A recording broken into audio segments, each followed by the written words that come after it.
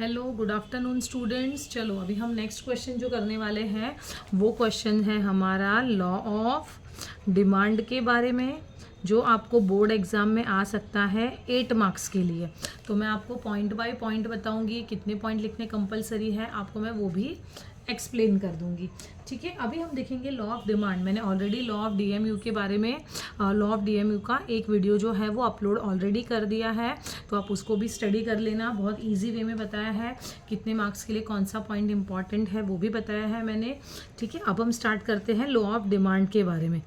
देखो, law of demand में सबसे फर्स्ट हमको लिखना पड़ेगा इंट्रोडक्शन पार्ट। ठीक है, अब जो मैं इंट्रोडक्शन पार्ट लिखने वाली हूँ, ये जो इंट्रोडक्शन पार्ट है ये हमको बोर्ड एग्जाम में कितने मार्क्स के लिए इंट्रोडक्शन पार्ट आता है, तो बोर्ड एग्जाम में ये जो इंट्रोडक्शन पार्ट है ये हमारा आएगा सिर्फ और सिर्फ 1 मार्क्स के लिए। ठीक है, 1 मार्क के लिए ये हमको इंट्रोडक्शन पार्ट बोर्ड एग्जाम में आता है। अभी हम देखेंगे कि इंट्रोडक्शन हम क्या देखेंगे। ठीक है, इंट्रोडक्शन के लिए आपको याद रखना है कि हमारा जो लॉ ऑफ डिमांड है ये एग्जाम में कितने मार्क्स के, अरे इंट्रोडक्शन हमने लास्ट जो डीएमयू में देखा था, तो वो डीएमयू में जो हमने इंट्रोडक्शन देखा था वही सेम इंट्रोडक्शन हमको यहाँ पर भी लिखना है। वहाँ पे सिर्फ एक एक्स्ट्रा नाम था प्रोफेसर गोशन का, वो यहाँ पर नहीं आएगा। तो इसका जो इंट्रोडक्शन है इसके लिए आप लिख सकते हो the law of demand was introduced by professor Alfred Marshall. देखो ये सारी लाइंस जो मैं बोल रही हूँ ये सेम लॉ ऑफ डीएमयू में भी है। The law of demand was introduced by professor Alfred Marshall in his book, ये भी हमने वहाँ पे देखा था, प्रिंसिपल ऑफ इकोनॉमिक्स।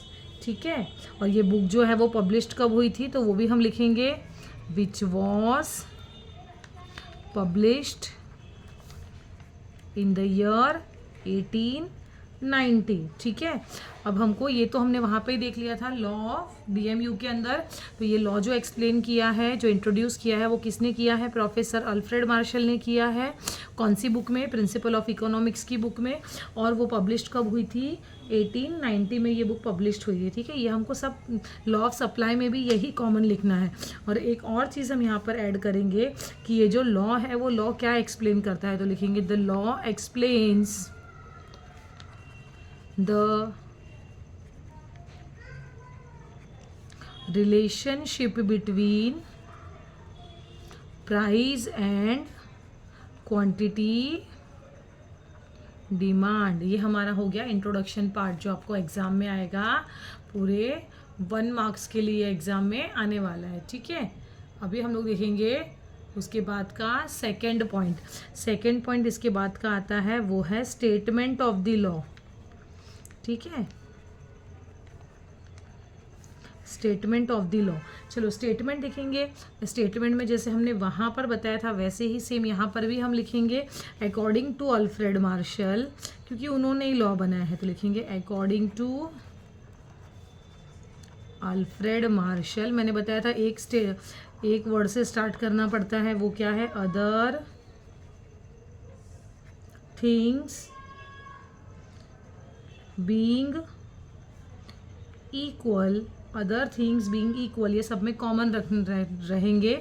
अब देखो तुम लोग को पता है डिमांड और प्राइस के बीच में रिलेशनशिप कैसा है, दोनों के बीच का रिलेशन जो है वो इनडायरेक्ट रिलेशन है, मतलब एक बढ़ता है तो दूसरा कम होता है। तो बस वही हमको लिखना है यहाँ पे, higher the price of commodity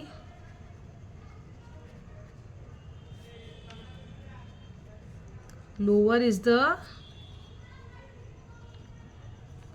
quantity demanded, और इसका उल्टा लिख दो, higher the price of a commodity. देखो हम लोग कैसे लिखते हैं, higher the price lower the demand. देखो ऐसे करते हैं हम लोग, प्राइस ज़्यादा तो हमारे ऑफकोर्स मार्केट में अगर प्रोडक्ट की प्राइस बढ़ेगी तो हमारी डिमांड क्या हो जाएगी, कम हो जाएगी, और अगर हमारी प्राइस कम हो गई तो हम ज़्यादा क्वांटिटी में खरीद लेंगे।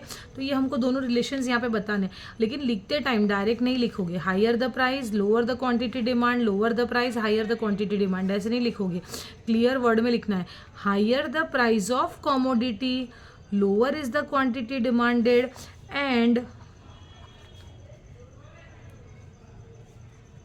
lower is the price of commodity, थोड़ा अच्छे लैंग्वेज में लिखने का, प्राइस ऑफ कॉमोडिटी एंड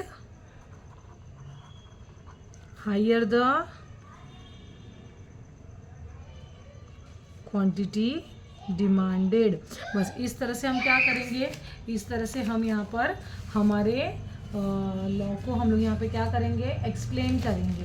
ठीक है, तो ये हो गया हमारा higher is the price of commodity, lower is the quantity demanded and lower is the price of commodity, higher is the quantity demanded. ये हमारा क्या है, स्टेटमेंट ऑफ द लॉ। और ये जो स्टेटमेंट ऑफ द लॉ आने वाला है ये बोर्ड एग्जाम में आएगा 2 मार्क्स के लिए। ठीक है, तो देखो 3 मार्क्स तो यहीं पे हो गया, 1 mark for introduction, 2 marks for statement. Statement भी बहुत इजी है, यहाँ पे इसके आगे इतना लिखने के बाद आप लिख सकते हो the relationship between price and quantity demand is inverse. Inverse लिख सकते हो, अपोजिट लिख सकते हो, इनडायरेक्ट भी लिख सकते हो, ये तीनों के तीनों वर्ड आप यूज़ कर सकते हो। तो ये हो गया हमारा स्टेटमेंट।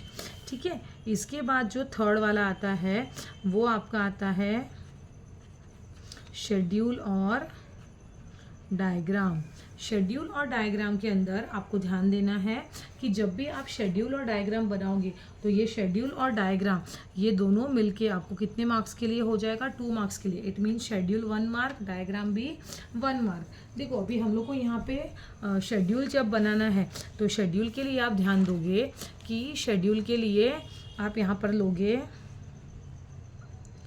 प्राइस ऑफ कॉमोडिटी, कोई भी कॉमोडिटी ले लो, चाहे एक्स ले लो चाहे वाई ले लो, और दूसरा प्राइस के साथ क्या आता है, डिमांड। तो यहाँ पे हमारा आ जाएगा डिमांड ऑफ एक्स कॉमोडिटी। ठीक है, तो ये हो गया प्राइस और ये हो गया डिमांड। अभी प्राइस को किसी भी हिसाब से बताओ, 1 2 3 4 5 6 7 8 बताओ, आपको जो मन में आता है वैसे बताओ। प्राइस देखो 1 2 3 4 5, मैंने ये प्राइस बताई है। प्राइस मेरी क्या हो रही है, बढ़ रही है, 1 2 3 4 5, मतलब कॉमोडिटी की प्राइस बढ़ रही है। अगर प्राइस बढ़ती है तो डिमांड क्या होनी चाहिए, कम। तो पहले हम लोग क्या बताएंगे 50, अब डिमांड को कम करो 40 30 20 10, मतलब प्राइस बढ़ रही है, डिमांड कम हो रही है। तो ये हो गया हमारा टेबल। आप टेबल को एक्सप्लेन करोगे बहुत सिंपल लैंग्वेज में। The above table shows the price of a commodity X and the demand of a commodity X. The diagram show the table shows that when, देखो भी डायरेक्टली अपने मन से एक्सप्लेनेशन दे दो। ठीक है, यहाँ पर अपने मन से एक्सप्लेनेशन दे दो, जैसे देखो मैं बता रही हूँ वैसे देना है। The above table shows the price of a commodity X and the demand of a commodity X. फिर किसी को भी एक को उठा लो। When the price of a commodity X is ₹1, that time demand of X is 50. When the price is increased from 1 to 2, the demand for the product is also decreased from 50 to 40. When the price of a commodity is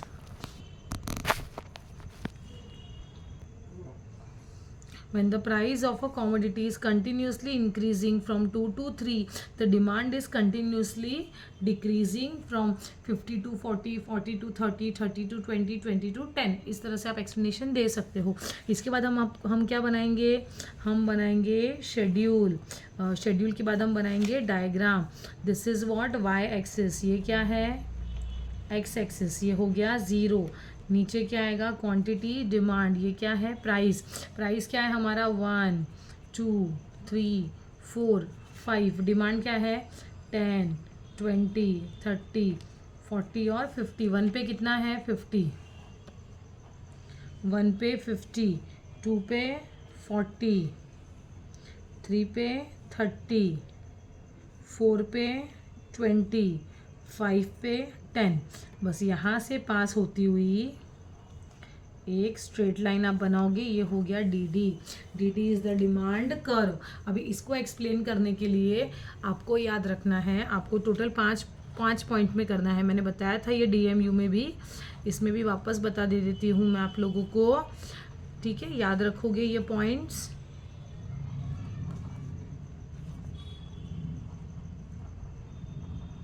बहुत easy, ये 5 point याद रखना है। X axis पे क्या है तो लिख दोगे आप लोग, और X axis represents quantity demand, Y axis represent price of a commodity, third क्या है curve, D D is the demand curve, बस इतना ही लिखना है। स्लोप कैसे कर रहा है, D D curve slopes downward from left to right, D for demand, D for downward, D D curves downward from left to right. और relationship कैसा है, यहाँ पे हमने देखा था already, the relationship between price and quantity demand is inverse, opposite, indirect. आप ये तीनों में से कोई भी वर्ड यूज कर सकते हो। तो ये हो गया हमारा शेड्यूल और डायग्राम, ठीक है। इसके आपको मिल जाएंगे टोटल 2 मार्क्स। उसके बाद देखो आपको सीधा जाना है एजम्पशन और एक्सेप्शंस के ऊपर। मैंने वहाँ पर भी बताया था, वापस यहाँ पर भी मैं आप लोगों को बता दूंगी। एजम्पशन और एक्सेप्शन, जैसे कि मैंने पहले भी बोला है, if in exam assumption is asked by the question paper, अगर क्वेश्चन पेपर में आपको assumption के बारे में पूछा गया है तो आपको assumption लिखना है। अगर आपको एग्जाम में assumption नहीं पूछा है तो भी आप लोगों को assumption लिखना कंपलसरी है, क्योंकि assumption का मतलब होता है कि आप ये लॉ एप्लीकेबल करने के लिए आप कौन कौन से assumptions ले रहे हैं। क्योंकि आप यहाँ पर वर्ड यूज़ कर रहे हो अदर थिंग्स बीइंग इक्वल, तो यहाँ पे अदर थिंग्स क्या है, वही है जो assumption में है। तो आपको assumption में अगर पूछा है तो भी आपको assumption लिखना है, अगर assumption नहीं पूछा है तो भी आप assumption को तो लिखोगे ही। और exception पूछा है तो no doubt you have to write the exceptions word. देखो यहाँ पर ऑलरेडी 1 मार्क 2 मार्क 2 मार्क्स, मतलब ये 2 4 और ये 5, मतलब 5 मार्क्स तो ऑलरेडी आपके हो चुके हैं। अब बचा आपके पास 3 मार्क्स, क्योंकि आपको ये बोर्ड एग्जाम में 8 मार्क्स के लिए पूछा जाता है, तो बचे 3 मार्क्स के लिए, ठीक है। अभी यहाँ पर ध्यान देना है, अगर अजम्पशन पूछा है तो फिर आपको एक्सेप्शन लिखने की ज़रूरत नहीं है, correct. If only and only assumption is asked by the examiner, then in that case you have to write down only and only assumption. But if in the examination assumption is not asked, then in that case you will write exception also and you will write assumption also. तो देखो अगर नहीं पूछा है तो assumption is for 1 marks, exception is for 2 marks। लेकिन अगर assumption पूछा ही है तो exception तो लिखना ही नहीं है, तो डायरेक्टली 3 मार्क्स के लिए ये टोटल assumption के पॉइंट्स ही हो जाएंगे। तो यहाँ पर आप assumption exceptions इस तरह से लिखोगे। खाली इतना याद रखना है कि इन एनी केस assumption अगर पूछा है नहीं पूछा है डिफरेंट मैटर, लेकिन आपको assumption तो लिखना ही है, ठीक है। तो यहाँ पे assumption में हम लोग को 1 मार्क के लिए या फिर 3 मार्क्स के लिए आपको कितने पॉइंट्स लिखने हैं, हार्डली 3 to 4 पॉइंट्स लिखने हैं अगर अजम्पशन पूछा है तो। अगर नहीं पूछा है तो only 1 or 2 point will be fine. देखो अभी अजम्पशंस के हम पॉइंट्स देख लेते हैं। अजम्पशन में very first point is Giffen's paradox, ठीक है। गिफेंस पैराडॉक्स के अंदर हम लिखेंगे कि देखो गिफेंस पैराडॉक्स का मतलब होता है सर रॉबर्ट गिफेंस। वो जो सर रॉबर्ट गिफेंस थे उन्होंने ये जो थियरी है ये उन्होंने लंदन में इंग्लैंड में ऑब्ज़र्व की थी, और उन्होंने यहाँ पर बिहेवियर ऑब्ज़र्व किया था जो इंग्लैंड में रहने वाले लोग हैं। देखो उन्होंने क्या ऑब्ज़र्व किया कि वहाँ पर जब ब्रेड का प्राइस कम हो जाता है, देखो हमारा कंडीशन क्या है, अगर प्राइस कम होती है तो डिमांड बढ़ना चाहिए, करेक्ट। लेकिन सर रॉबर्ट गिफेंस ने क्या देखा कि अगर प्राइस कम हो रहा है ना, फिर भी इंग्लैंड के लोग प्राइस तो भी प्रोडक्ट को ज़्यादा परचेज नहीं कर रहे। ऐसा क्यों? क्योंकि वो क्या सोच रहे हैं कि जो प्रोडक्ट की प्राइस कम हुई है ना उसकी क्वालिटी पुअर है, वो उस प्रोडक्ट को परचेस करना नहीं चाहते, और इसीलिए वो लोग जो सुपेरियर गुड्स होते हैं जैसे कि मीट वगैरह, मांस वगैरह, वो ज़्यादा परचेस करने लगते हैं और उनकी परचेसिंग पावर वो वहाँ पर इंक्रीज़ करते हैं। तो यहाँ पर भी गिफेंस पैराडॉक्स में भी ये जो थियरी है प्राइस कम तो डिमांड ज़्यादा, ये एप्लीकेबल होती नहीं है। दूसरा हम देखेंगे जो प्रेस्टीज गुड्स होते हैं, प्रेस्टीजियस गुड्स जो होते हैं, जैसे कि रूबी है, गोल्ड है, डायमंड है, ऐसे जो गुड्स होते हैं, ऐसे गुड्स को जो रिच पीपल होते हैं वो ज़्यादा परचेस करते हैं जब महंगा होता है प्रोडक्ट, ताकि उनको ऐसा लगता है हमारा स्टेटस बढ़ेगा, लोग हमें देखेंगे इतना महंगा है फिर भी इसने डायमंड परचेस किया, इसने रूबी परचेस किया, इसने गोल्ड परचेस किया। तो अपने स्टेटस को इंक्रीज करने के लिए भी वो लोग ज़्यादा प्राइस में भी ज़्यादा परचेस करते हैं। मतलब यहाँ पर भी लॉ ऑफ डिमांड एप्लीकेबल होता नहीं है। तो third one is what? Third one is speculation. What is speculations? Speculations का मतलब होता है कि स्पेक्यूलेशन का मतलब होता है कि फ्यूचर में प्राइस बढ़ेगा, ठीक है। तो जब स्पेक्यूलेशंस की बात आती है तो आज अगर प्राइस ज़्यादा है, even the today price is high, then also because of some festival या फिर कोई फेस्टिवल आ गया, कोई मैरिज है, ऐसा कुछ है, तो प्राइस ज़्यादा है, फिर भी हम क्या करते हैं, फिर भी हम प्रोडक्ट को परचेस करते ही है, ठीक है। तो फिर भी हम प्रोडक्ट को परचेस करेंगे, क्योंकि दिवाली वगैरह है तो ऑयल का प्राइस, शुगर का प्राइस, बाकी सब चीज़ों का प्राइस ज़्यादा होता है, फिर भी बिकॉज ऑफ फेस्टिवल हम लोग कंटिन्यूसली उसको परचेस करते हैं। तो यहाँ पर भी higher the price higher the demand होता है, यहाँ पर भी लॉ ऑफ डिमांड एप्लीकेबल होता नहीं है। इसके बाद हम ले लेंगे प्राइस इल्यूशन। प्राइस इल्यूशन का मतलब होता है कि फ्यूचर में प्राइस बढ़ेगा या फ्यूचर में प्राइस कम होगा, जब इसका इल्यूशन हम करते हैं। इसका मतलब शुगर का प्राइस बढ़ने वाला है, जब हम इसको कंसिडर करेंगे कि भाई शुगर का प्राइस बढ़ेगा, तो हम क्या करेंगे, जो हमारी एट प्रेजेंट की जो डिमांड है उसे हम क्या कर देंगे, बढ़ा देंगे। क्यों? क्योंकि फ्यूचर में प्राइस बढ़ने वाला है तो अभी खरीद के रख लो। और अगर फ्यूचर में प्राइस कम होने वाला है तो हम करंट कंजम्पशन रोक देते हैं कि भाई फ्यूचर में कम होने वाला है, तो so we will purchase this product in future, तो हम फ्यूचर में परचेज करेंगे। तो ये जो चारों हमने देखे, ये 1 2 3 4, ये चारों के चारों में लॉ ऑफ डिमांड जो है is not applicable. That's why ये क्या है, एक्सेप्शंस ऑफ डिमांड। समझ में आया? This is what exceptions of demand, and for 2 marks हमारे लिए ये 4 पॉइंट इनफ है। अब हम देखेंगे अजम्पशंस। देखो अजम्पशंस तो आपको लिखना ही है, पूछा है तो 4-5 पॉइंट लिखने हैं, नहीं पूछा है तो 1 मार्क्स के लिए आपको 1-2 पॉइंट भी आप लिख सकते हो, ठीक है। अभी अजम्पशन का मतलब होता है कि आपको हर जगह अजम्पशंस लेने हैं कि भाई प्रोडक्ट का प्राइस कितना बढ़ेगा कितना नहीं, ये सब देखना है यहाँ पे।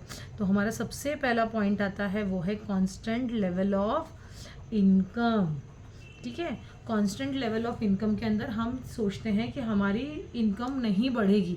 अगर हम ऐसा सोचते हैं कि हमारी इनकम नहीं बढ़ेगी या कांस्टेंट लेवल इनकम का होना चाहिए, देखो अगर इनकम बढ़ने लगती है तो हमारी डिमांड भी बढ़ती है।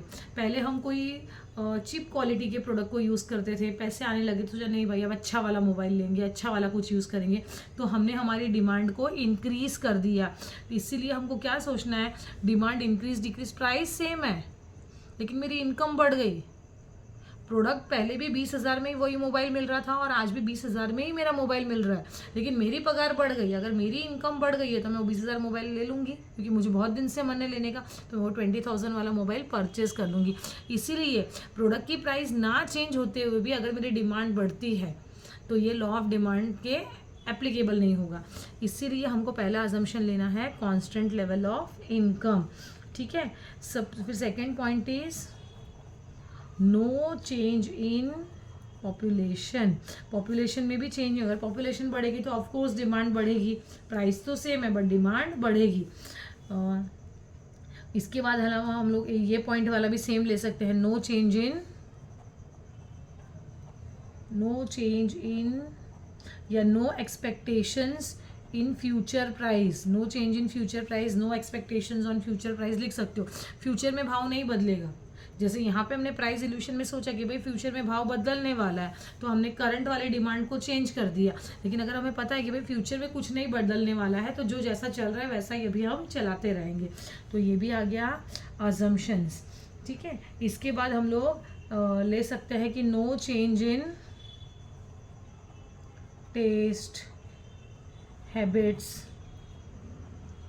प्रेफरेंसेस, फैशन, ठीक है, इन सब में भी मेरा टेस्ट बदल गया, ऑफ कोर्स मैं मेरी डिमांड को चेंज करूँगी, मेरी हैबिट चेंज हो रही है, मेरा प्रेफरेंस, मेरा फैशन, अगर ये सब चेंज हो रहा है तो ऑफ कोर्स मैं अपने एजम्पशन को चेंज करूँगी, ऑफ कोर्स मैं मेरी डिमांड को चेंज करूँगी। तो हमको ये एजम्पशंस लेने हैं, तो मुझे ऐसा लग रहा है कि चाहे एजम्पशन पूछे चाहे exception, 4 point is enough for the law, ठीक है। Thank you student, bye. कोई भी डाउट है तो आप पूछ सकते हो मुझे, चैट बॉक्स में भी डाल सकते हो आप। Thank you, bye.